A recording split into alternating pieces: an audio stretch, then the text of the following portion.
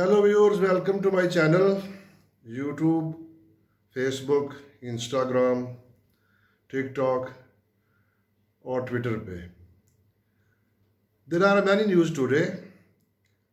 हम जो है इनके एनालिसिस पे जो है वो सब पे तो नहीं जा सकते, लेकिन चंद जो हम बातें हैं हुई हैं पिछले एक दो दिन में वो आपको गोश गुजार कर देता हूँ. मेरा इस पे तज्जिया क्या है. सुप्रीम कोर्ट में आज हियरिंग थी. जो 6 जजेस ने जो है वो ख़त लिखा है सुप्रीम जुडिशल काउंसिल को, और उसमें जो है वो ऑब्वियसली जस्टिस जो हमारे सीजे है, चीफ जस्टिस सुप्रीम कोर्ट, उनके ऊपर बड़ा प्रेशर था आज. तो उनकी जो बॉडी लैंग्वेज थी वो उनका साथ नहीं दे रही थी, और उनसे सही तरीके से जो कह लें कि जो है वो इस पे बात भी नहीं हो रही थी. I think is a huge amount of pressure is on justice Qazi Faizi साहब. इसकी जो इब्तदा है इस सारे प्रोसेस की वो शुरू हुई थी 25 मई को. पिछले साल नहीं, उससे पिछले साल, ये 2 साल पहले की बात है, जब इमरान खान ने जो था वो लॉन्ग मार्च की कॉल दी थी. तो पेशावर जो उसका लॉन्ग मार्च आया था 25 मई को, पेशावर से उसकी कॉल थी इमरान खान की, और उस धरने को उस लॉन्ग मार्च को रोकने के लिए जो बड़ा पंजाब में स्पेशली बड़ा जो था वो सख्त क्रैकडाउन हुआ था पीटीआई के ऊपर. और उस वक्त के जो चीफ जस्टिस ऑफ पाकिस्तान थे वो थे जस्टिस उमर अता बंदयाल साहब. और मेरे ख्याल में वही रूम था, वही स्पेस थी जो जस्टिस अता बंदयाल ने जो इस्टेब्लिशमेंट को दी थी, अदारों को दी थी. इससे जो है वो ये जो उनकी पावर थी सुप्रीम कोर्ट की, जो स्पेस थी सुप्रीम कोर्ट की, वो जो थी वो ग्रैब कर ली गई थी. ये 25 मई जो 2022 को ये सारा काम हुआ था.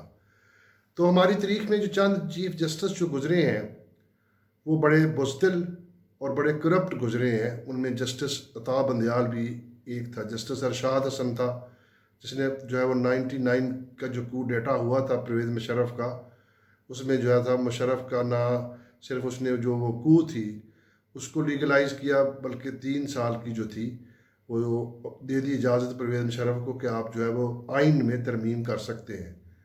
How a dictator army chief can amend a constitution, तो उसने जो थी वो उसको इजाज़त दे दी थी. ये काम जो था वो जस्टिस अरशाद हसन कर भी नहीं सकता था, लेकिन he went out of his way and he grant that permission to the chief marshal administrator, उस वक्त जो थे चीफ एग्जीक्यूटिव कहलाते थे जनरल परवेज़ मुशर्रफ साहब को. जस्टिस इफ्तिखार चौधरी का दौर भी बहुत बहुत बदतरीन था. तो पुराने वक्तों में जस्टिस मुनीर को बुरा समझते हैं लोग. जस्टिस अनवारुल हक थे चीफ जस्टिस सुप्रीम कोर्ट के, तो उन्होंने भुट्टो को फांसी लगाई थी, वर्स्ट पर्सन इन जुडिशरी. और उसके बाद जो थे वो ये बंदयाल साहब थे, ये बड़े बुज़दिल किस्म, निकम्मे किस्म के ये चीफ थे. है कॉम्पिटेंट था, लेकिन ये चीफ जो था बस सही थी, इसका दिल जो था वो बहुत बुज़दिल था. यही बात जनरल बाजवा ने भी कही थी कि ये एक बुज़दिल चीफ है. तो यही बात जो है वो मैं भी कहता हूँ कि असल जो कल्परेट है ये जस्टिस अता बंदयाल है. काजी फाइज ईसा पर तो ऐसे ही मुद्दा डाल रहे हैं, ये ऐसे ही जो है उसके ऊपर इल्ज़ाम लगा रहे हैं. काजी फाइज ईसा ने तो जो है वो हल्फ हटाया है 17-18 सितंबर दिस साल, जो पिछले साल को. तो उसका तो इसमें कोई किरदार नहीं है जुडिशरी में जो हुआ है. ये जो कुछ भी हुआ है इन जजों के साथ, जो इनको धमकियाँ दी गई हैं, जो इनसे काम करवाए गए हैं, ये जस्टिस उमर अता बंदयाल के दौर में हुए हैं. एक वो हाई कोर्ट का चीफ जस्टिस था अमीर भट्टी साहब, he was also worst chief justice Lahore high court ever have after मौलवी मुश्ताक साहब. तो जजेस का जो कंडक्ट है, जजेस का जो तरीका इंसाफ है, जजेस वो भी इतना मिसाली नहीं है पाकिस्तान में. लोगों ने ये एक मिसाल बनाई हुई है कि जजेस को खरीदो, वकील करने की कोई ज़रूरत नहीं है, जज कर लो. तो यही सिलसिला पाकिस्तान में चलता रहा. आज सुप्रीम कोर्ट में यही हुआ है. लेकिन justice Athar Minallah took a strong stand, और उन्होंने कहा कि जो अपेरेंटली उन्होंने कहा कि ये जो अब इधर सुप्रीम कोर्ट में है, हर बंदा ये को प्रटेंड कर रहा है कि कुछ नहीं हुआ, लेकिन हुआ है, बहुत कुछ हुआ है. ये जो जजों का ख़त है ये तनाम नहीं है. ह्यूमन राइट्स की जो वायलेशन है वो कंटिन्यूसली उन्होंने कहा कि हो रही है.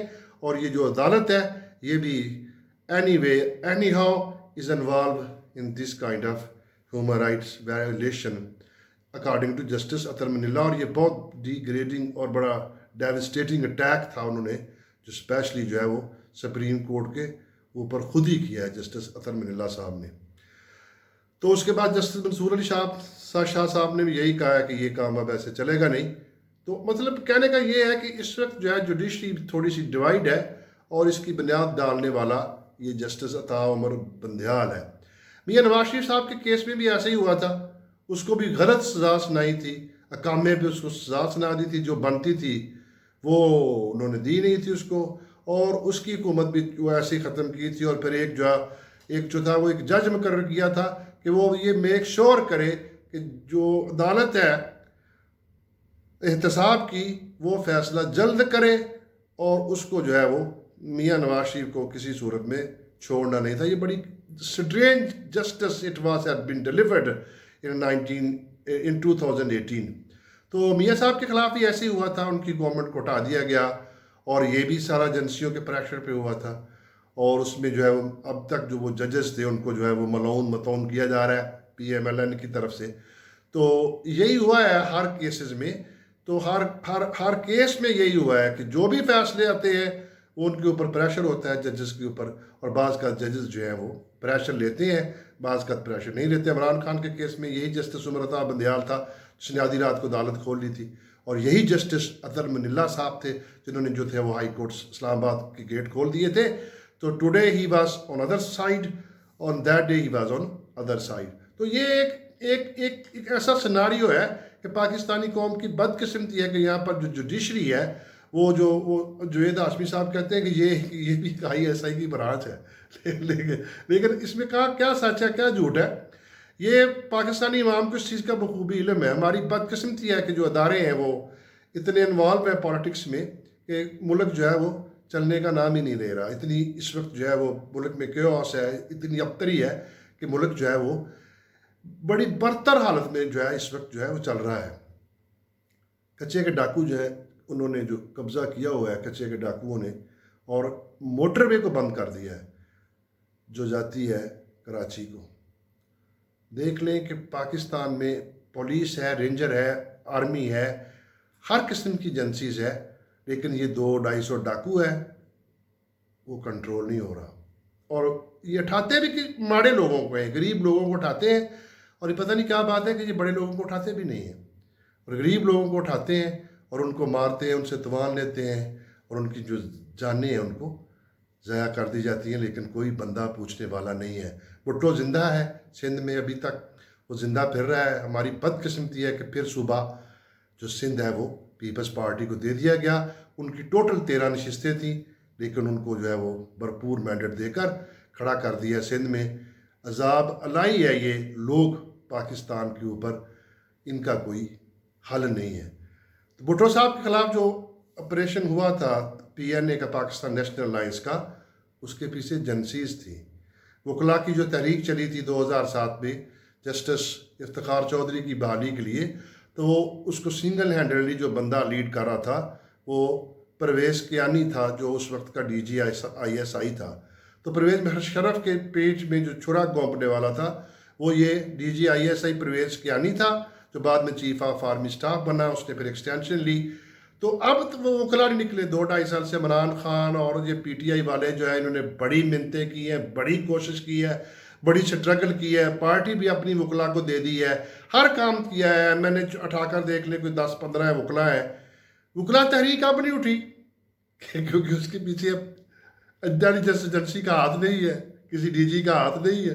तो पहले जो भी तहरीकें उठी हैं इस मुल्क में, याह्या खान की ने जो है स्पॉन्सर किया था अयूब खान के ख़िलाफ़, तो वो आर्मी चीफ बन गया, फिर वो सदर बन गया, अयूब खान को उसने खुडे लाइन लगा दिया। तो ज़ियाउल हक जो था, जो उस वक्त की जो ISI थी, वो कर रही थी भुट्टो साहब के खिलाफ ये तहरीक जो थी उसको हवा दे रही थी। भुट्टो साहब का कला कमा हो गया। फिर यही हुआ ज़ियाउल हक के साथ भी, यही हुआ, उसको जो है वो मारकर दूसरी साइड पे लगा दिया गया। और ये जो ताज़ा जो जजेस की तहरीक थी, जजेस की बहाली की, उसमें भी मोस्टली ये हमारे ISI के जो चीफ थे परवेज़ कियानी साहब, उन्होंने ये सारा काम किया था। और ये सारे लोग जो थे उनकी पेरोल पे थे, और 18-18 घंटे की कवरेज होती थी उस वक्त टीवी स्टेशंस पे आ रही होती थी। तो ये कैसे मुमकिन है? इमरान खान की तहरीक क्यों नहीं चली? इमरान खान को किसी ने आज़ाद क्यों नहीं करवाया? इमरान खान जो थे वो उनको किसी ने नहीं छुड़वाया। आलमोस्ट उसको अब साल होने लगा है अंदर गए हुए, 5 अगस्त से वो गिरफ़्तार है। उसकी वजह इस वक्त जो थी वो एजेंसीज उनके इस तहरीक के पीछे नहीं थी। तो लग तो यही रहा है कि ये जो अब जजेस ने ये जो काम किया, इससे जो है रिलीफ मिलना शुरू हुआ है पीटीआई के लोगों को, और पीटीआई के बानी को भी। इस पे जो है इमरान खान को भी रिलीफ मिलना शुरू हो गया है। तो देखते हैं कि ये सूरत हाल कहाँ पे जाकर जो है गिरती है। सिचुएशन इस मुल्क में जो है वो बड़ी वॉलेटाइल है, और यही हम सुन रहे हैं जब से हम पैदा हुए हैं कि ये मुल्क जो है वो नाजुक मोड़ से गुजर रहा है। पता नहीं कौन सा मोड़ है, नाजुक है या मजबूत है। तो कब तक ये गुजरेगा, कब तक गुजर जाएगा, इसका कोई पता नहीं है। ये माफिया है, एलीट क्लास है, चंद ख़ानदान है जिन्होंने इस मुल्क पे कब्ज़ा किया हुआ है, और आम जो पब्लिक है, आम जो कॉमन मैन है, he has no part in this country, he has no part in the government, and he has no part in the life here in Pakistan. तो बहुत से लोग जो है वो मुल्क छोड़कर जा रहे हैं। ड्रेन ब्रेन जिसको हम कहते हैं, कि जो पढ़े लिखे लोग हैं वो जो है इस वक्त बहुत से लोग बाहर जा रहे हैं। और कनाडा में इस वक्त पाकिस्तान की पुलिस डिपार्टमेंट में बड़े आला ऑफिसर जो है उनकी कोशिश है किस तरह से कनाडा की नेशनैलिटी जो है वो उनको मिल जाए। कनाडा बड़ा आसान हदफ है पाकिस्तानी लीड के लिए, क्योंकि ये पैसे यहाँ से इकट्ठे करते हैं और 2, 4, 5 लाख डॉलर बना लेते हैं। इनके लिए कोई मसला नहीं है। $1 बिलियन, $2 बिलियन वहाँ पर जाकर ये मकान लेते हैं, कोई प्रॉपर्टी खरीदते हैं, तो इनको उस प्रॉपर्टी की वजह से जो है मुल्क का उसका वीज़ा जो है ग्रांट कर दिया जाता है। एवेंचुअली जो नेशनैलिटी पर आकर ख़त्म हो जाता है। पाकिस्तान में आम पब्लिक आवाम के लिए कुछ नहीं है। सिस्टम बैठ चुका है, अदारे जो है वो अपनी अपनी आखिरी सांसें ले रहे हैं। किसी भी आप ऑफिस में चले जाएं, लोग हैरान हैं कि ये मुल्क कैसे चल रहा है। अभी जो है गर्मी शुरू होने वाली है, लोड शेडिंग जो है वो अपने पूरे जोबन पे आएगी, और बिजली जो है वो आपको नज़र नहीं आएगी। Pakistan is really is in a deep crisis and nobody is paying attention. Anybody talk, he has to pay a very hefty price. Either he go to prison, or he will exile, or there is another trouble, difficulties, problem, and there are other kind of situation he has to face. Pakistan is really on a blinking position and is a brink on falling economy. और पाकिस्तान का जो इस वक्त defence minister है, जिसको वज़ीर दफ़ा भी कहते हैं, वो फरमा रहे थे 3 दिन पहले कि पाकिस्तान हैज़ बीन बैंकरप्टेड। पाकिस्तान जो है उसका दिवालिया हो चुका है। उन्होंने कहा हमारे पास देने को कुछ नहीं है। तो भाई 16 महीने आपने लगाए थे, आप क्यों आए दोबारा? आप बेड़ा गर्क करके गए उस मुल्क का। इमरान खान की हुकूमत में भी यही था, he was do nothing prime minister. उसने भी कुछ नहीं किया। उसने वो एक नमूना बिठा दिया था पंजाब में, एक जो था वो नमूना बिठा दिया था सूबा सरात के PK में, और ख़ुद वो बनी गाला में बैठा होता था। वज़ीर आज़म उसमें आता था हेलीकॉप्टर पे, सारा दिन बैठकर गप्पे मार कर चला जाता था। कि या उस बंदे ने भी कुछ नहीं है। अब भी उसको अगर आप हुकूमत दे देंगे ना तो उसका बयानिया बढ़ जाएगा। करना उसने अब भी कुछ नहीं है। इस मुल्क के लिए जो है वो कुछ भी नहीं कर सकता हो कोई भी बंदा, जब तक इस मुल्क में फेयर इलेक्शन ना हो।